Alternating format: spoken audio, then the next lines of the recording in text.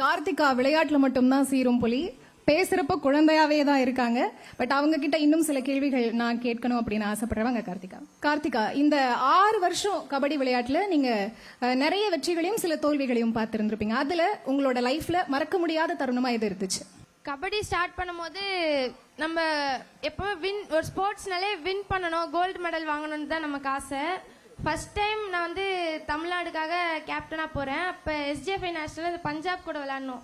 அது என்னால் ரொம்ப மறக்கவே முடியாத நினைவு. ஏன்னா ஃபர்ஸ்ட் டைம் நம்ம கேப்டனாக போய் நம்ம தமிழ்நாடுக்காக நான் கோல்டு மெடல் வின் பண்ணேன். அது எனக்கு ரொம்பவே சந்தோஷமான விஷயம். அதுக்கு அடுத்து மறக்க முடியாதுன்னா நம்ம இந்தியாவுக்காக விளையாடி நான் கோல்டு மெடல் வின் பண்ணது தான். ரைட். கபடி அப்படின்னாலே ஒரு டீம் ஸ்போர்ட் இல்லையா? உங்களோட கபடி டீம் பற்றி நீங்கள் என்ன சொல்ல நினைக்கிறீங்க? என் கபடி டீம் தான் எல்லாமே.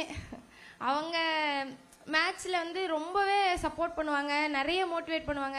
அவங்க முழுக்க முழுக்க என்னை நம்புவாங்க. கார்த்திகா நல்லா விளையாடுவா, நம்மளும் நம்ம பெர்ஃபார்மன்ஸ் பண்ணோம் அப்படின்ட்டு.